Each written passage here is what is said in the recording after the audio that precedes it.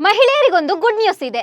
ಈ ದಿನದಂದು ಕೆಲ ಜಾಗಗಳಿಗೆ ಹೋದ್ರೆ ನಿಮಗೆ ಫುಲ್ ಫ್ರೀ ಸೌಲಭ್ಯ ಸಿಗ್ತಿದೆ. ಅಷ್ಟಕ್ಕೂ ಯಾವ ಜಾಗಗಳಲ್ಲಿ ಉಚಿತ ಆಫರ್ ಇದೆ, ಅಂದು ಏನ್ ಸ್ಪೆಷಲ್ ಅನ್ನೋದ್ರ ಬಗ್ಗೆ ಮಾಹಿತಿ ನೀಡ್ತೇನೆ. ನಾನು ಶ್ವೇತಾ. ಇಂತಹ ಉಪಯುಕ್ತ ಮಾಹಿತಿ ನೀಡೋ ಸುದ್ದಿಯಾನದ ಸಬ್ಸ್ಕ್ರೈಬರ್ ಆಗೋದಿಕ್ಕೆ ನೀವು ಮರಿಬೇಡಿ. ಮಾರ್ಚ್ 8 ಅಂದ್ರೆ ಮಹಿಳೆಯರ ದಿನ.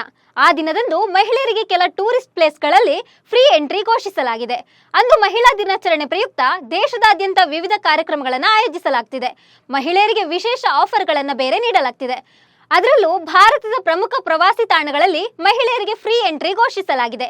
ನೀವೆಲ್ಲಿಗಾದ್ರೂ ಪ್ರಯಾಣಿಸಲು ಯೋಜಿಸಿದ್ರೆ ಮಹಿಳಾ ದಿನದಂದು ಇಲ್ಲಿಗೆ ಹೋಗಿ. 2019ರಲ್ಲಿ ಸಂಸ್ಕೃತಿ ಸಚಿವಾಲಯವು ಅಂತಾರಾಷ್ಟ್ರೀಯ ಮಹಿಳಾ ದಿನದಂದು ಮಹಿಳೆಯರಿಗೆ ವಿಶೇಷ ಉಡುಗೊರೆ ನೀಡಲು ಶುರು ಮಾಡಿತ್ತು.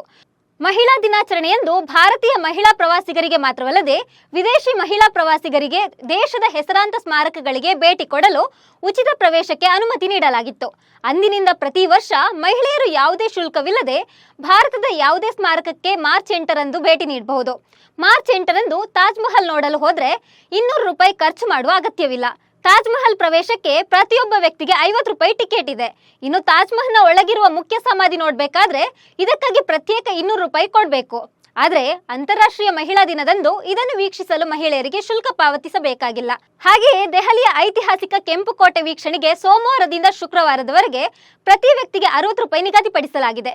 ಶನಿವಾರ ಮತ್ತು ಭಾನುವಾರದವರೆಗೆ 80 ರೂಪಾಯಿ ಕಲೆಕ್ಟ್ ಮಾಡ್ತಾರೆ. ಆದ್ರೆ ಅಂತಾರಾಷ್ಟ್ರೀಯ ಮಹಿಳಾ ದಿನಾಚರಣೆಯಂದು ಮಹಿಳೆಯರಿಂದ ಪ್ರವೇಶ ಶುಲ್ಕ ಪಡೆಯುವುದಿಲ್ಲ.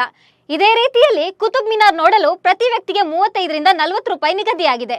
ಅಲ್ಲದೆ ವಿದೇಶಿಗರಿಂದ 500 ರೂಪಾಯಿ ಪಡಿತಾರೆ. ಆದರೆ ಅಂತಾರಾಷ್ಟ್ರೀಯ ಮಹಿಳಾ ದಿನದಂದು ಕುತುಬ್ ಮಿನಾರ್ಗೆ ಎಲ್ಲಾ ಮಹಿಳೆಯರಿಗೆ ಉಚಿತ ಪ್ರವೇಶ ನೀಡಲಾಗುತ್ತೆ. ಹೀಗೆ ಮಹಿಳೆಯರನ್ನ ಪ್ರವಾಸಿ ತಾಣಗಳತ್ತ ಆಕರ್ಷಿಸಲು ಕೇಂದ್ರ ಸರ್ಕಾರ ವಿನೂತನ ಪ್ರಯೋಗ ಮಾಡ್ತಿದ್ದು ವರ್ಷದಿಂದ ವರ್ಷಕ್ಕೆ ಇದು ಹೆಚ್ಚೆಚ್ಚು ಜನಪ್ರಿಯತೆ ಪಡೆದಿದೆ. ಇನ್ನು ನೀವು ನಮ್ಮ ಸುದ್ದಿಯಾನ ಚಾನೆಲ್ನಲ್ಲಿ ಜಾಹೀರಾತು ನೀಡಬಹುದು.